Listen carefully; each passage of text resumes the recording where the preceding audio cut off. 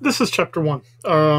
As a introductory chapter, we're just going to kind of get um, an introduction to what the discipline of economics tries to do, keeping in mind the fact that this is just one perspective or one point of view of what the discipline does. So let's start. As soon as I go to slideshow, there we go. Okay, so what are we trying to do here? First, why study economics? Well, some of you are just forced to, so I guess that's part of the reason right there. But there are some reasons just for your life in general about why that kind of requirement was made. And then we'll look at the types of economics that exist, microeconomics, macroeconomics, and some of the fields within those two areas. And then basically, how do economists do the job that they do? What methods do they follow in terms of model building and whatnot? Economics as a career, I don't know. Let's hold off on that until we get to the end of the chapter. Let's not start thinking about you becoming an economist already. Let's get to the last chapter where we can then talk about that again. Then, and then the final thing is just some graphical review for us, since we will be using a lot of graphs. Economics as itself, what does it do? As we try to understand it here, it's all about, I'm sorry if you can't read my handwriting, but doing the best I can.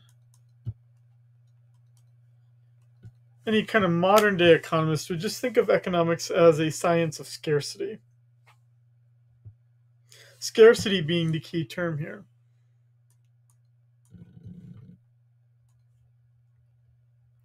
Where we think of it as not enough resources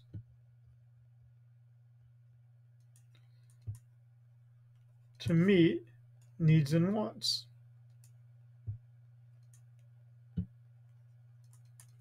Okay, so if there's not enough resources to meet all of our needs and wants, somehow,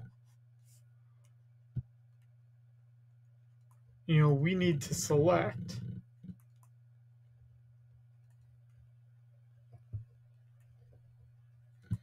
We need to select what needs and wants will be met. And economics helps us sort out what needs and wants will be met. How will things get chosen? And there we go right there.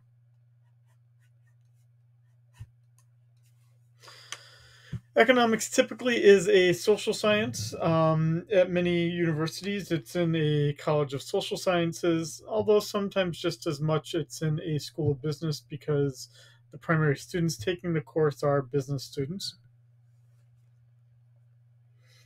But it is, on some level, on some deeper level, it truly is a social science because it's looking at how people then make those choices in terms of selecting what wants and needs will be met and what needs and wants they pursue.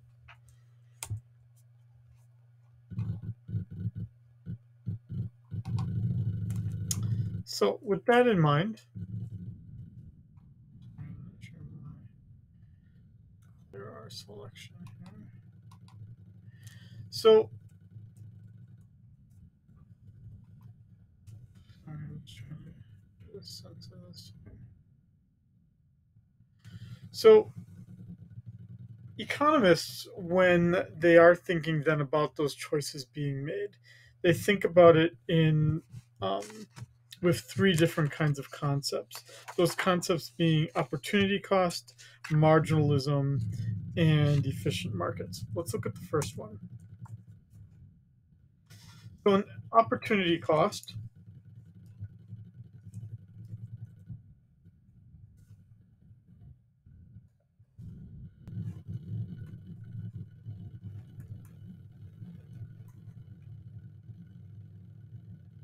the best way to truly think about it was, what did I give up? What was foregone? So this is incredibly high, and is sometimes neglected by individuals. there is this line that I'm sure you've all heard, and economists especially like it, the line of there's no such thing as a free lunch. Why? So if we think of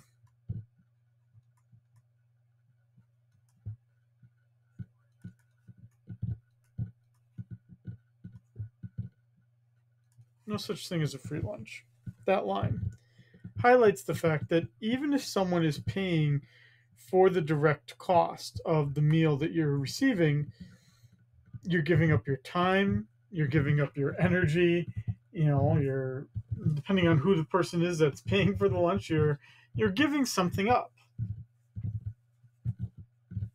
Um, you know, uh, we can all think of this in just our daily lives of, um, you know, people who give away something free to be able to get your time. Um, and if you're not doing anything else, then the opportunity cost is like nothing, right? So the difference would be if you were to ask my children, would you like to go to a birthday party? There's like no way they would ever say no because they're not doing anything meaningful with their alternative time, right? They're watching YouTube or, you know, doing something in the house. They're not doing anything meaningful. So they'll always say yes because they're not buying the gift. Mom and dad are. Their time is they don't they don't have alternative activities that they could be doing with their time, so they'll always say yes. Their notion of scarcity is just not there. But if you asked me, Scheiding, do I want to go to so and so's birthday party? One, I'd say I'm a little old to be going to birthday parties, and someone's a little old to be throwing birthday parties. So probably no, because there's something probably going on with this person that makes them want to think that they're still 20 when in fact they're twice as old. Um, right, that's my kind of pessimistic view of it. But I've got a lot of other things I can be doing with my time as well, right? Making this lecture, taking care of my children, um, tons and tons of things. Which means that, when I do have to go to an event and someone thanks me for my time, that is actually meaningful to me because that is actually a recognition of the fact that there is an opportunity cost to attending an event so that I can't do something else. Okay, so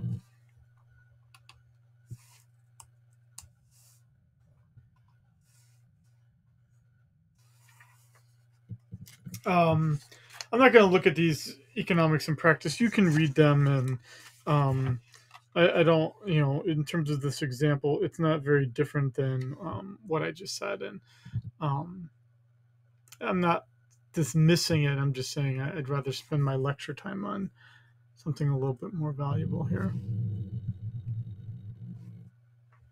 So the first thing we had was opportunity cost. Second thing we have is marginalism. It's that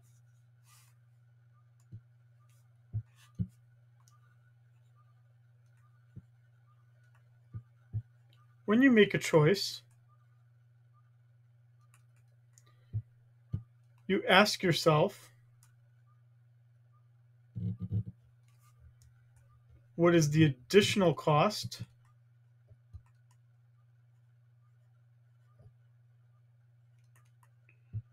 and what is the additional benefit?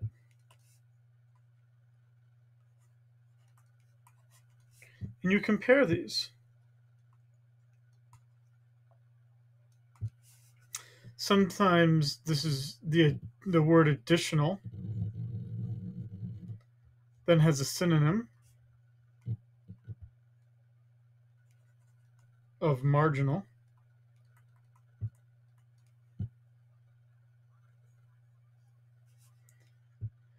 And it brings up this idea that economists compare marginal benefits to marginal costs. In my lecture style, in talking about this, I like to sometimes use a bit of extreme examples just to highlight this idea of marginalism.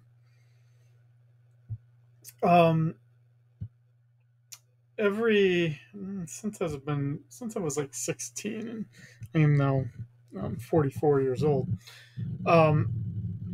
Since I was about 16, on my birthday, I eat the number of pieces of sushi as I am years of age. It's a weird thing, whatever. I mean, I started it when I was young, and when I started it at 16, it was pretty easy because you could get very hungry, and you could eat 16 pieces of sushi. It wasn't that difficult. But as you're guessing, as you get older and older and older, it's getting more and more difficult to eat the number of pieces of sushi as I am years of age. Because what you do, right, you starve yourself for a little bit, but you don't get too hungry. And those very first few pieces you eat, you're able to eat them very quickly. They're very good, right? Marginal benefits very high. Marginal cost is very low because there's really no cost to eating it, right? I mean, yes, you're paying for it, but that's not really the point of what I'm saying here. But once you're in like the 20s and the 30s, right? 30 pieces of sushi, you're full. Your stomach is feeling full. There is no marginal benefit to eating an additional piece of sushi. And the cost, well, at that point, you feel like you're going to throw up. So the cost is very high now. But that kind of math, comparing the benefit to eating one more piece of sushi to the cost to eating one more sushi, where cost is not only the cost to buy that piece of sushi, right? Let's say I could buy it by the piece and it's like, I don't know, 50 cents a piece. Not just that, but also opportunity cost and psychological trauma costs, all the other kind of costs that go along with eating more sushi. You reach a point there where the costs really exceed the benefits. And why when I first started to tell this story, thought, Scheiding, you are crazy to try to do that. The reason why you thought I was crazy, in fact, was because even deep in your mind, before learning this, you've been comparing marginal benefits to marginal costs most of your life. It's just that you're seeing it made a bit more explicit here. Because clearly, by the 44th piece of sushi, the marginal benefits are negative, if anything, and the marginal costs are incredibly high. And in fact, the only reason why I keep doing it is because I've done it so long. And I don't know, I should just stop doing it. I don't know when, but I should. So, the comparison of marginal benefits to marginal costs is a hallmark of the economic way of thinking.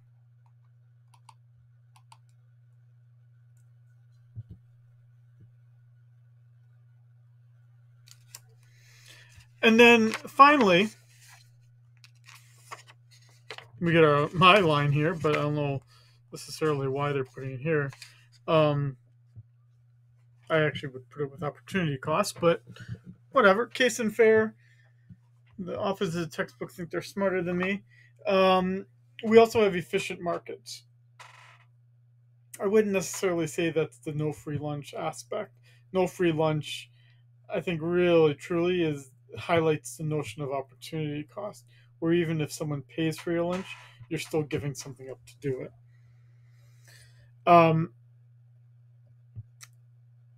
Economists, even though they don't necessarily advocate for capitalism with its free markets, economists do like markets.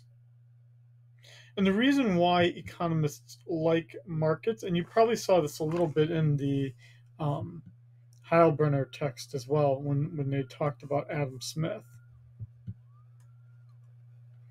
So if economists like markets, the question is why? What I would argue, and this is going a bit beyond material we covered, but if anything, what this chapter should start to do is, show you kind of the economic way of thinking, the economic mindset.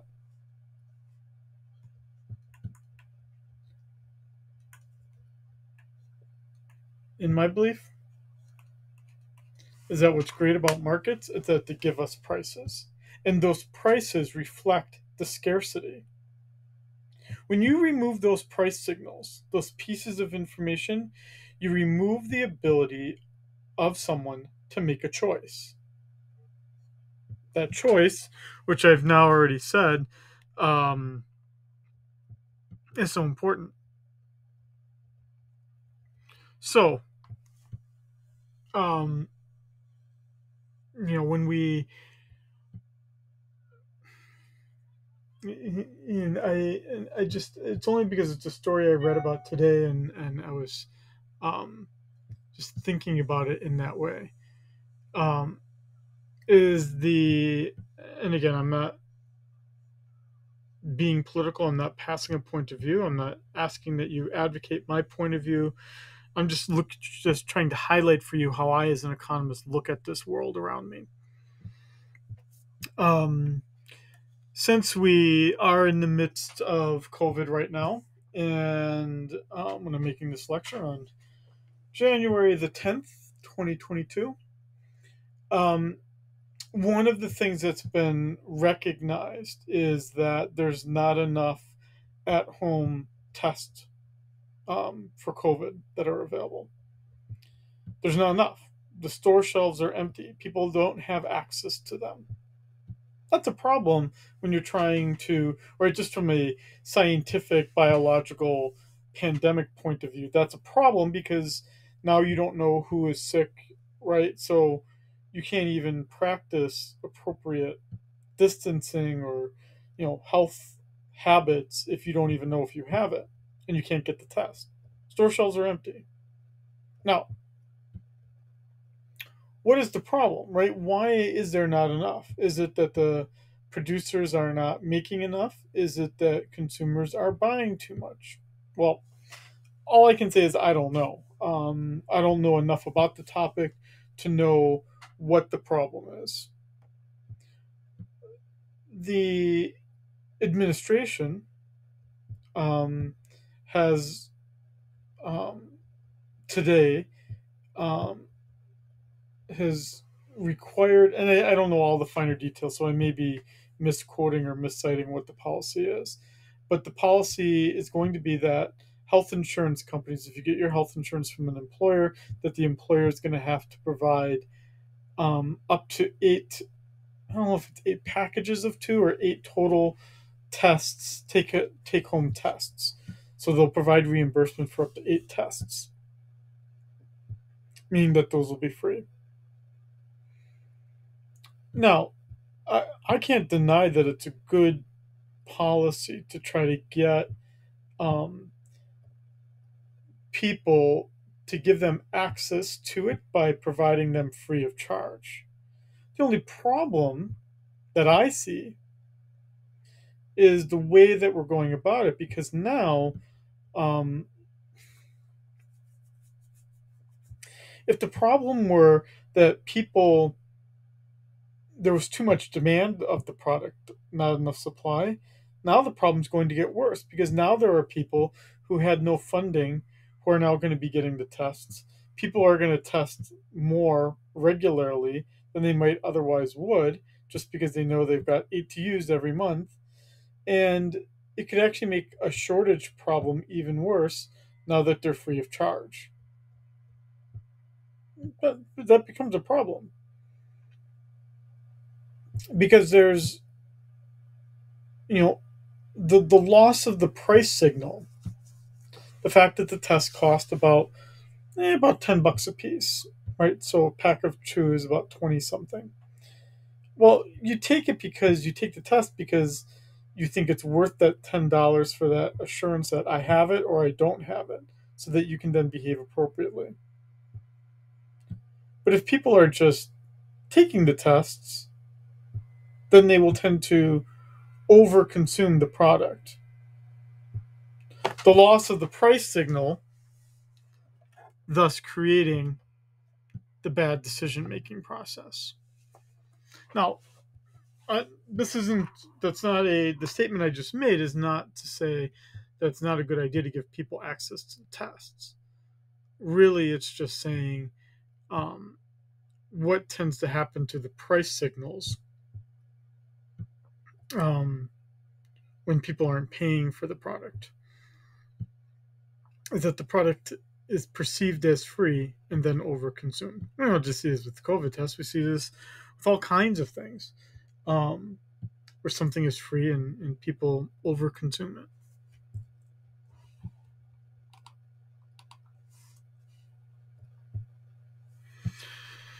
Okay. Just self-serving. I'm not going to talk about it. You can read it on your own. Okay, let's look at then the study of economics. As you read in the Heilbrenner text with Adam Smith, the rise of the type of economics that we start to learn all came with the Industrial Revolution, which was that time in the late 1700s, early 1800s, when you have steam power, you have new production processes that give us a modern factory system and a movement to the cities. But just to highlight how important that Heilbrenner text was, those first 2 chapters I had you read in that other book, you see nothing on this slide that talks about all of those other factors that were important and were going on, yet for some curious reason are not mentioned here. To this slide, it just makes it seem like, oh, all of a sudden we get the Industrial Revolution. And because of that, we need economics to help understand it all. That's not the case, as we learned. Right? That the Industrial Revolution was the byproduct of a number of other things, like the Protestant Reformation, the collapse of the manor system, just the rise of the consequences of the Renaissance, which gave rise to the individual, the abandonment of guilt towards profit, the ability to charge interest. All of these things gave us capitalism, which is distinct from the Industrial Revolution. But certainly capitalism changes form and is reinforced by the Industrial Revolution. And economics, as it starts to be then outlined by Adam Smith, becomes the way to understand that new production process and that new way of living for individuals.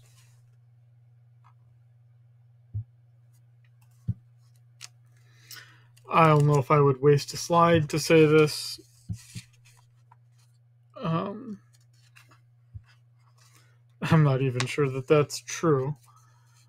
I can think of well-informed individuals who do not know economics. I don't think they're as informed as they need to be, but I don't think economics needs to be the be-all, end-all where you have to pass a critical test to be an informed citizen. So I don't care whether you learn this slide or not. Now, as we think about economics, it then comes down into 2 forms.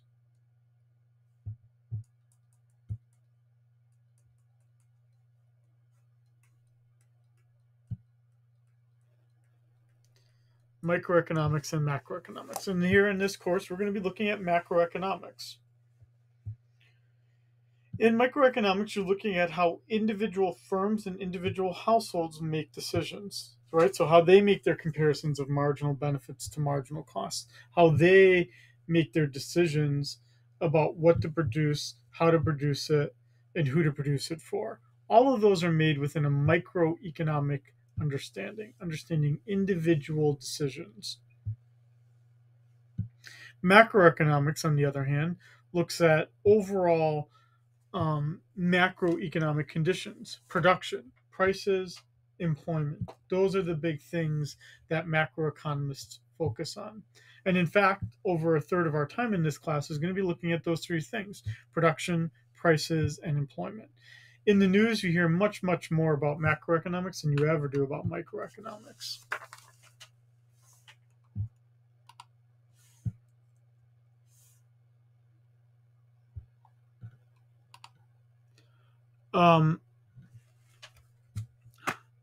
Dude, I don't think people use iPods anymore. Do they? I mean,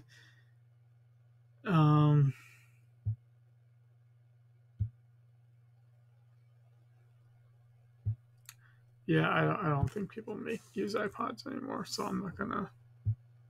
Oh, we're like 0 for 3 at this point. All three of these economics and practice have been pretty bad, in my opinion.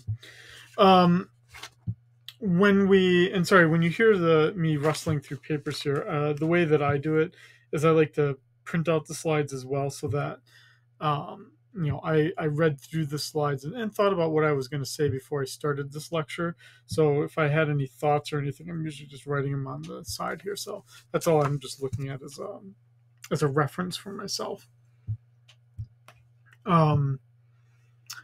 Again, microeconomics looks at individual firms, individual consumers.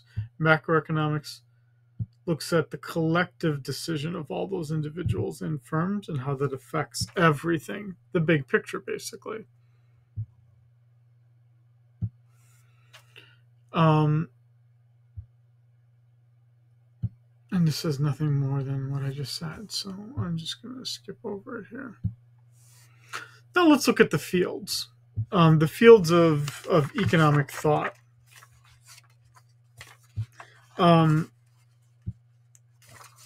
This is especially important if you're thinking of being an economist, so you can get some idea of what's out there.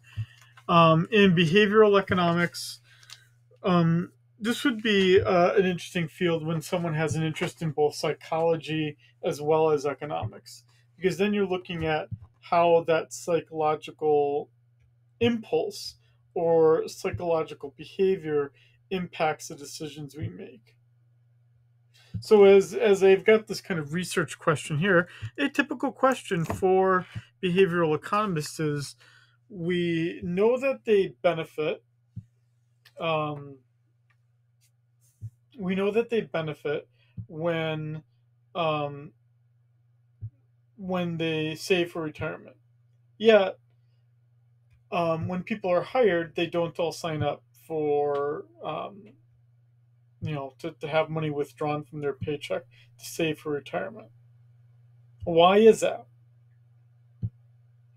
Well, it turns out that the primary reason why used to be that you had to actively sign up for it, rather than everyone being automatically signed up for it and you having to opt out of it. So, we can basically encourage people to sign up for something,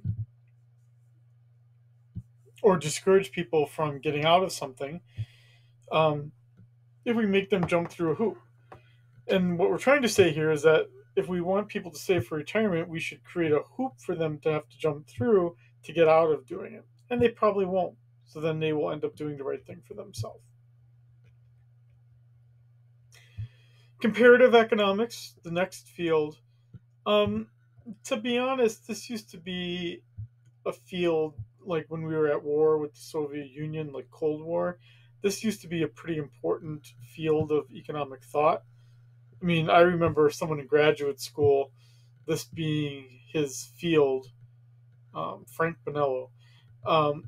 But he was quite old, and his research was important, 40 years ago, 50 years ago.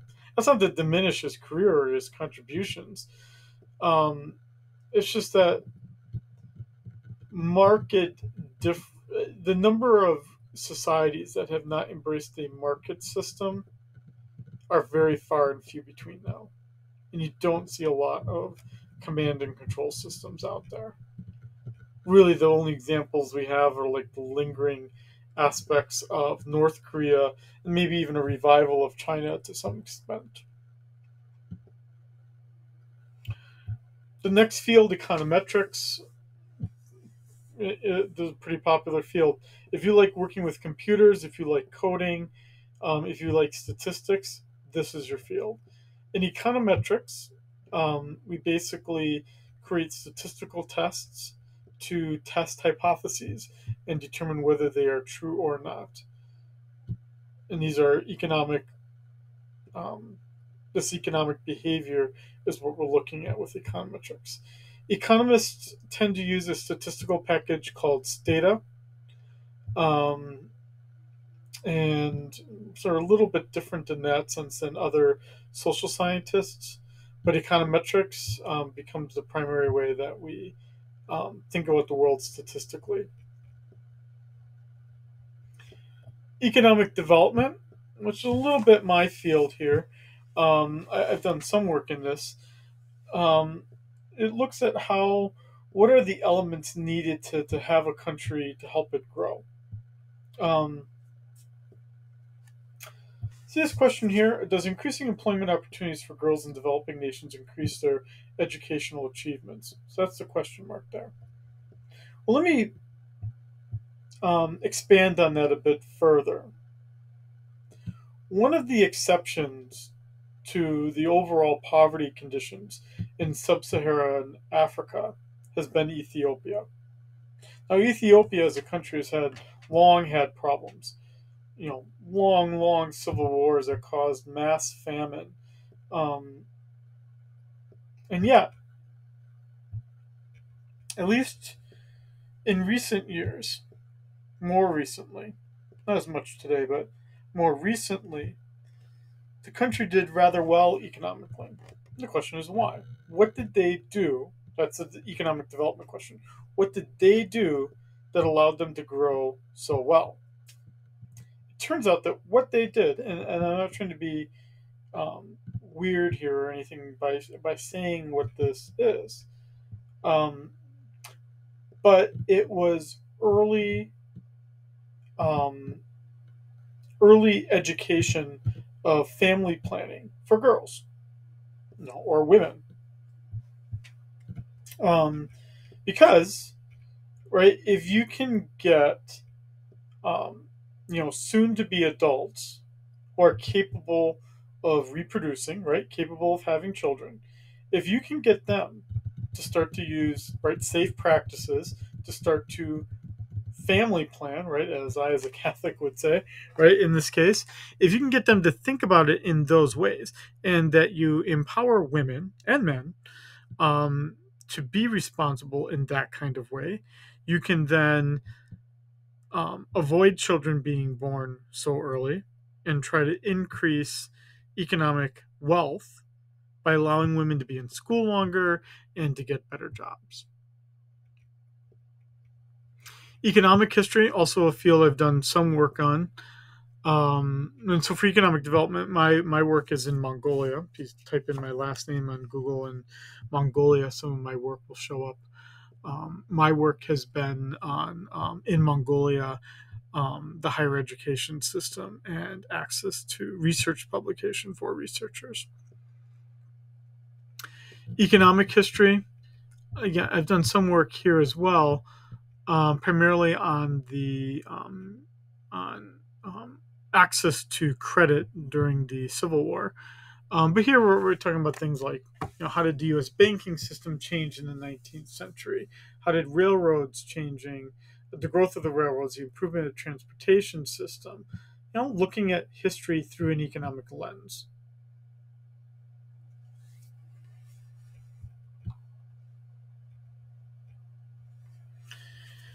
Environmental economics. This one becomes pretty popular. You know, when we think about things, big problems like climate change.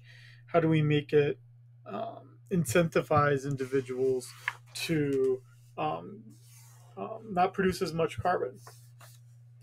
Finance, it's kind of where a lot of my work ends up being today.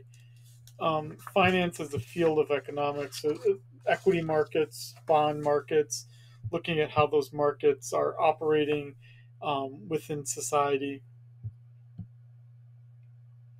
Health economics, well, I just talked to you about this example for the at home COVID tests. Um, but right, when you think of for health economics, healthcare companies, insurance companies hire many, many, many economists to devise their healthcare plan structure. And let me give you an example here. I'll just do it for myself here. Again, I'm in Hawaii. I'm a state employee, and I'm only doing this just to highlight for you. You can do this for yourself for your own insurance. But I just want to show you the structure here. This is my plan. So I have 3 children, a wife, myself. That's 5 people. And yet, this plan that's slowly emerging here is the plan I picked. And I do the picking of the plan for my family. So I, as an economist, read all the alternative options. Got a relatively healthy family. Oh, sorry, I don't want all this detail. Sorry, I looked at the wrong thing. Let's look at the much shorter thing. So you may have seen something like this before, just with your, if you're working, or maybe your parents, if you're still under your parents' plan, maybe they've showed you this before. It's a government standard that health insurance companies need to issue this so that you can make those kinds of comparisons. So what my plan does here is it says that I have to pay the first $300 for each person that's getting health care, $900 total as a family. Once I do this, health insurance kicks in. And once it does, in any given year, I'm not going to have to spend more than $5,000 for each individual or $10,000 for the family. So that's the most. That's my out-of-pocket limit. And as people get care, this is a pretty simple to understand plan. As people get care, I pay a fourth. I pay 25%, and the insurance company pays the other 75%. So whatever people are getting for health insurance in my family, you just see down the line, 25%. So I always pay 25%. I share in the cost. So that stops me from just always going and getting health care just because I have a runny nose, because nothing is free. Everything, I pay 25 cents on the dollar. And yes, that's less, but it's still something. Now, what I had to do was I had to compare what those benefits were to what the cost was. Right? Because in my other options, I have another option where they pay, instead of 75%, where they pay 80%, and then another option where they pay 90%.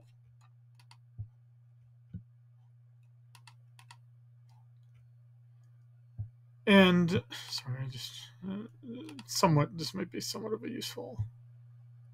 Oh, jeez, are you kidding me? Sure. Okay, 75%. Family. Oh, good. I'll just do the comparison here.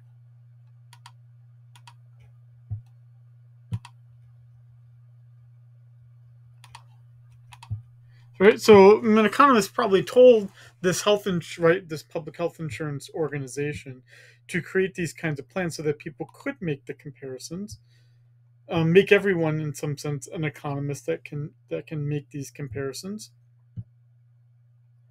And so I know what the different benefits are, but now look at the cost, right? And so this is the calculation I had to make. Was it worth an incremental benefit of 5% more in the coverage, right? To go from me having to pay 25% and now only having to pay 20%? but the cost to go up $685, right, or $680. No, right? I mean, well, for me, no, because my family is relatively healthy. That 5% is not that big of a difference. Not enough for a total yearly difference of $8,000 or $16,000, right, or $15,500 to 90%.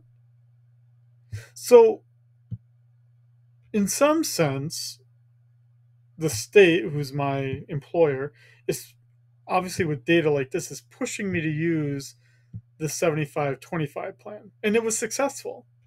And they're able to push me to do that by the pricing. Long example, long way of thinking about it, but that is what is done in healthcare economics. How do we get good healthcare outcomes in how people do things? History of economic thought. It's a little bit what we did with the Heilbrenner book. I don't think it's just as limiting or as some might even say unengaging to just think, what does it mean when Aristotle thinks about just prices? I do a lot of active research in the history of economic thought. One of the projects, let me give you an example. One of the things I'm working on right now is how how World War II affected the direction that the economics discipline took in the latter half of the 20th century. And so, what we can think of it as is that different funding agencies that had different agendas pushed the American Economic Association, which is the large organization that organizes all economists, how it pushed economics in certain directions and not in others, to make something be economics and something else be not economics. Um, and it becomes a bit controversial because, um, as an example, something that I've done work in is that it largely, um, in the way that we measure things like production, we exclude what many women do within the household as unpaid workers, right? As managing children in the household. So we dismiss their contributions. Um, that's a history of economic thought topic about why economists decided to diminish the role that women play in the home economy. Industrial organization, or sometimes called IO, looks at how industries are organized. So, an example would be something like um, price competition in the airline industry. We could also look at it like, how manufacturers decide where to put their suppliers and how they decide to um, engage with each other in terms of production and in terms of production and other things.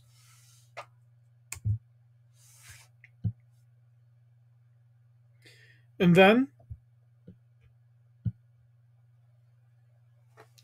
we've got urban and regional economics. And in urban and regional economics, what we're looking at here is, how do you encourage regional growth? How do you encourage um, individuals to um, how do you encourage individuals to develop their internal economy, their local economy?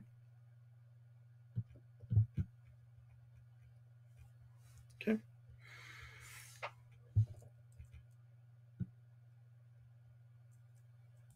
Sorry, I don't know why I jumped right to there. I forgot these top ones. International econ, things like free trade, tariffs. What do we do in terms of managing individuals? What do we do in terms of our our trade policies? Labor economics just gets a lot of focus lately about things like the minimum wage, about union involvement, about safe working practices. All these are aspects of labor economics. Law and economics, patent policy, things like that. What kind of effect does that have um, within the economy?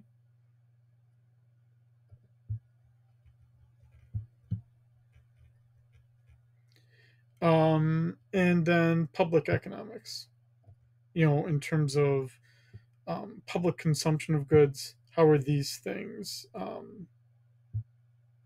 Um, how are these things influenced within the economy?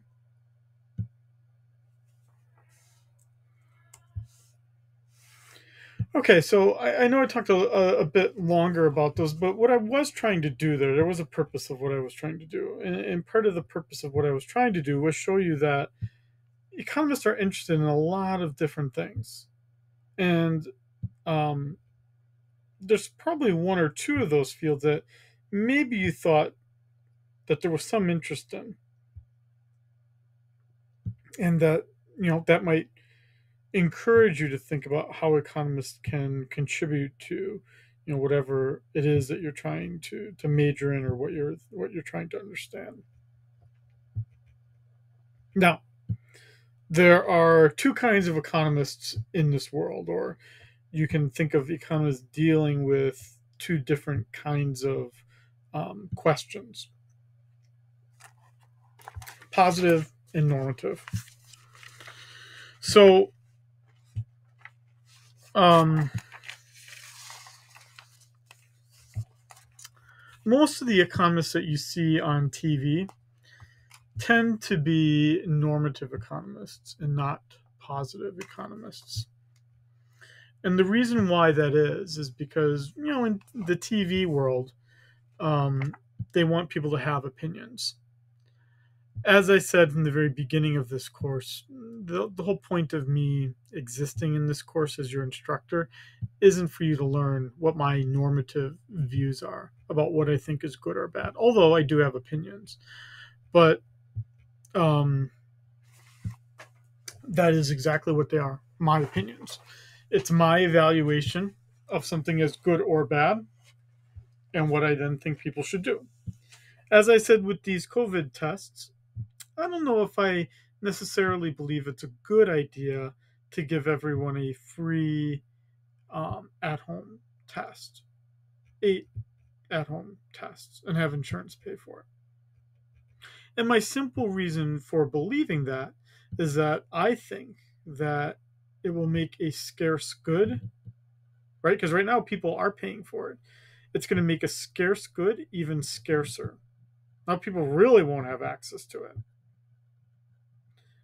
Um, that the price signal was more meaningful because it ensured that the people that were really needing it and going to use it were the ones that were getting access to it. Now everyone's got access to it, and a lot of access to it.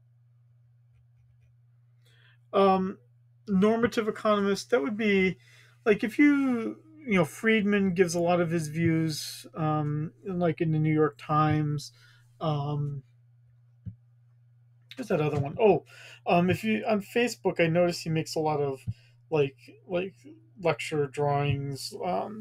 Robert Reich, he was the labor secretary under President Clinton, and he actually dated Hillary Clinton before Bill Clinton met her. Um, Robert Reich. Um, he does all these like little drawing things, and he's on Twitter a lot. He's pretty popular. He's a popular economist, right? And you can see his YouTube things and everything. So Robert Reich, he tends to be a normative economist. You know how he thinks about the world, and that's primarily what he does. Positive economists, and I will try my best to do this as much as possible. Positive economists is really just trying to understand the world. We're not trying to make judgments. So, excuse me. The best way to understand this difference between the two is that a positive economics, you would see statements that are testable, that are either true or false.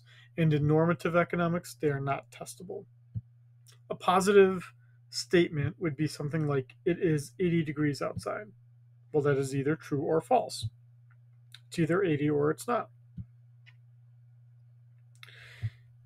A normative economic statement would be me, who lives in Hawaii, saying, it's not hot outside.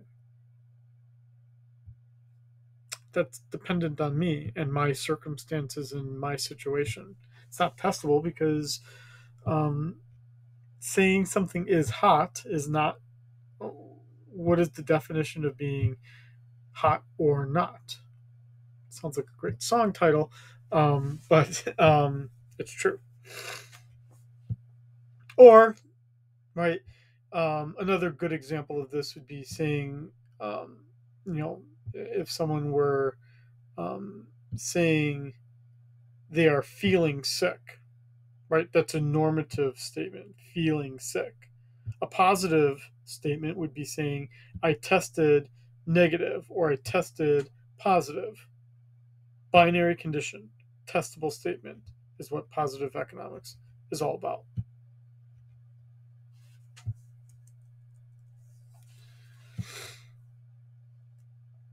So economists, when they do the work that they do, they build models. They then test these models. These models are testable with a hypothesis stated. These models have variables within them that change, and then they change a dependent variable.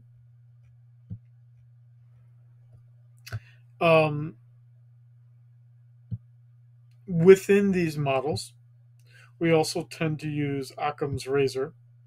Occam's razor is a general belief that the most obvious things tend to be what happened, what tend to be true. Occam's razor would mean for us here that within a model, the world is a complicated place, but for the most part, we can get rid of those complications. And if we have fewer variables, we tend to have a better way of explaining what's happening within the model. We don't need to think that we need to include everything. And that's what Occam's razor gives us. Simpler ideas, simpler models are better. Economic models as well tend to employ an assumption of ceteris paribus. And in ceteris paribus, we're saying all else is equal. So we're allowing all the variables to be fixed and only one variable to change. And then we're looking at the dependent variable and looking at how that changes. Ceteris paribus is a way of us comparing two variables with one another to be able to understand their relationship. Ceteris paribus will tend to allow us to see whether there's correlation, and with some further testing, we can see if there's causation. And we're going to see this ceteris paribus assumption in a little bit more detail when we get to demand and supply. Economists do use a lot of graphs and equations. In undergraduate economics, you'll see almost exclusively graphs. If you then transition to graduate economics, it's almost exclusively equations. And I don't know, to go to graduate school in economics, you tend to need at least a semester or two of linear algebra, a semester of linear algebra, 2 semesters of linear algebra, 4 semesters of calculus, a semester at least of differential equations. And that'll get you the bare minimum of what you need for mathematics for economics. Graduate education in economics is all positive, tends to be all positive economic statements, and tends to focus on, again, the equations, not the graphs. And as this slide points out, probably the biggest challenge that economists face is, as I was saying with that Ceteris Paribus, is sorting out what is correlated and what is causal. It's a pretty fine distinction. You often need a lot more data to be able to make that comparison between the two. You have to give you just need a lot more information about why something is changing in some direction and how it's changing another variable. Is it just that the two variables are changing because of some other outside third factor that's changing? Or is it that one is directly changing the other? If it's directly changing the other, it's causal. And if it's just two variables changing in a direction because some outside factor is changing, then it's just a correlation. An example of a correlation would be that ice cream consumption and drowning deaths, they both go up in the summertime, right? But the outside factor, right, is that it's the summertime. It's that the summertime is what's encouraging people to. It's the summertime that's encouraging people to go swimming. And it's the summertime that's encouraging people to eat more ice cream. Here in Hawaii, about a visitor a week dies here in Hawaii. Why? It's not that outside of shows like Hawaii Five-0, and I think we now have an NCIS, Hawaii NCIS. It's not that dangerous of a place. What does become dangerous, though, are people who don't swim that often and then make the tragic mistake of turning their back to the ocean, which you're never supposed to do. Or they're doing crazy things, right? Like I say a crazy thing. I mean, I'm just not a thrill seeker in that kind of way, right? Like, jumping off a building with a parachute, or gliding down a ravine on a wire, and all those things that people do. They're engaged in more dangerous activities. While the rest of us are just trying to live our lives. So you can't just say Hawaii is dangerous for tourists. You'd have to look at what the tourists are doing that makes it dangerous for them. But it's not just being Hawaii that's dangerous. And empirical economics then is all about developing those tests to see what's all going on.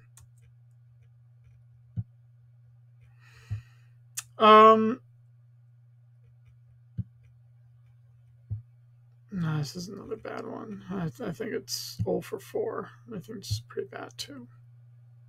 Most of these guys seem to be getting along.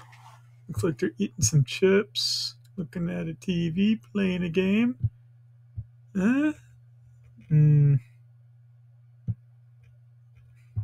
Very simple dorm room. Dude, look at that. Just a few books and a tennis ball. I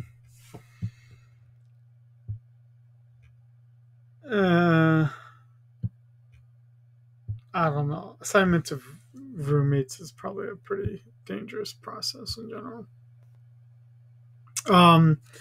So let's look at how economists judge outcomes. I would say probably the most important criteria for economists is efficiency. Of the 4, efficiency is probably the most important. That things are produced at the lowest possible cost. Economists care a great deal about that. Because it is, in general, the statements that surround that are positive statements. They are quite testable. In terms of equity, that's always a little bit more difficult because now we're looking at fairness according to some principle. And that's obviously a lot harder to do, right? This comes back to those things like, are you in favor or are you against of the there's this notion, right, that they're trying to do in on the national level, right? We tend to think of building a bridge or building a road as infrastructure, but then there are certain politicians that want to expand that and look at the infrastructure in terms of society, in terms of like access to healthcare, access to education. That not everyone has the same access to education or healthcare. So does that reflect a failure in equity? Some people say no. Some people say that's just a net result of having a marketplace. Economic growth, it tends to be important. Are we getting economic growth out of whatever policy we're trying to do? And then finally, is it creating stability? Are we seeing fewer fluctuations in the growth level? And we're seeing a steady growing economy. Okay, so I'm going to skip over these two slides. Whether you want a career in economics or not, I don't want to deny that's not important, but it's not. It's just like why you don't try to ask someone on a first date to marry them. Let's not let's not try to say that you're going to be building a career in economics just yet. We can look at that again at the end of the semester or at the end of the term. Okay, so here's our terms that we have. Okay, and then the final slides all conclude with a discussion of graphs and tables and being able to understand things. We will be using graphs and we will be using tables quite a bit in this class. So in terms of tables, right, we're looking here at basically two variables here and how they change, how this is changing over time. We can then represent that same data here, and we can put this on the x-axis, and we can put this data on the y-axis. And we can see here, as we're looking at the x-axis over time, as years go on, that the total disposable personal income is going up over time. Now, is this causal or correlation? Probably just correlation. Why do I say that? Because I don't think it's just the mere passage of time that's giving people more personal income.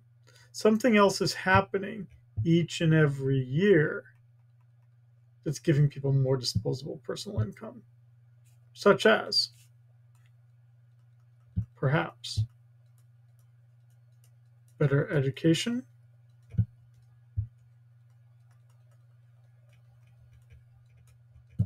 maybe it's better access to childcare or transportation. Something else is happening more and more each and every year that gives rise to more personal income. But it's not just the mere passage of time. So because there's a hidden variable, that's why I'm saying it's probably correlation.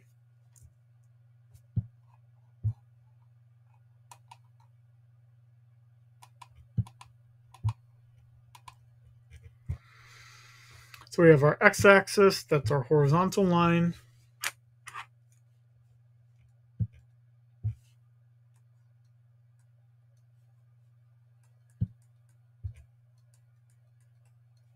Then we have our y-axis, that's our vertical line. We have the origin, which is where we all start at. And then if I drew a line here, there's a point here where it crosses the y-axis. That would be my y-intercept. And I have a point here where it crosses the x-axis. That would be my x-intercept.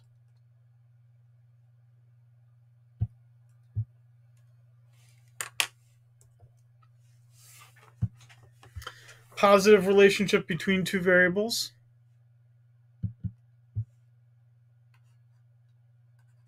It's very badly written. Why is it? at an angle here.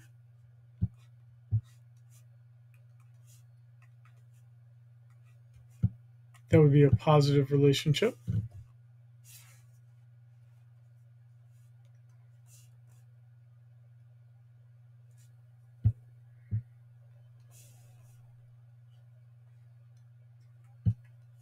X, Y, and then this would be a negative relationship if it's downward sloping like that.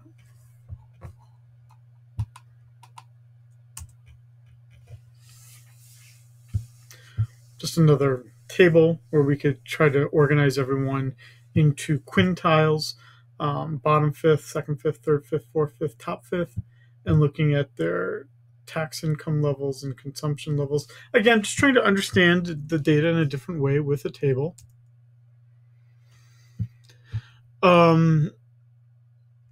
I just don't want to belabor this. We will be using slope quite a bit.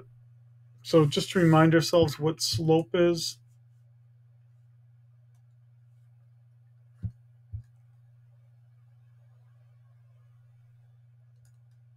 It's measuring the rate of change.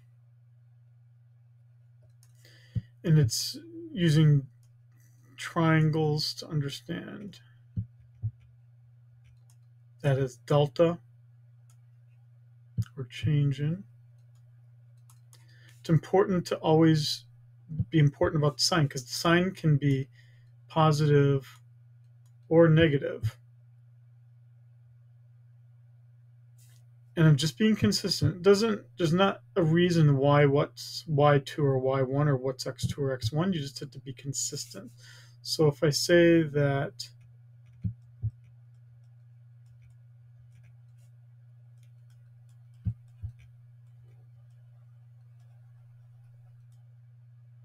here's my x and here's my y, let's say that x goes from 10 to 12 when y goes from 20 to 30.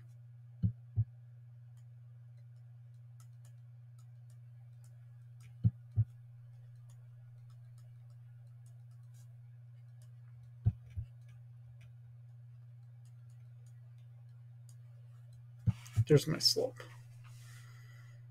positive 5.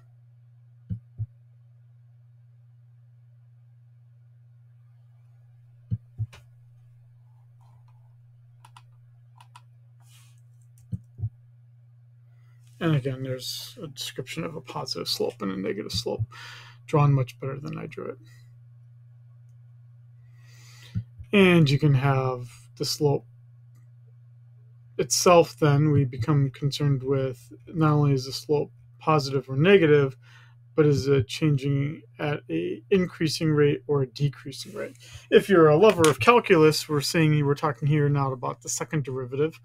How is it changing? The slope itself changing? Is it increasing but at a decreasing rate, meaning it's becoming flatter and flatter? Is it positive but increasing at an increasing rate, meaning it's becoming steeper and steeper? Or is it even going from positive to negative or negative to positive? All these things can tell the story about slope changing over time. Okay.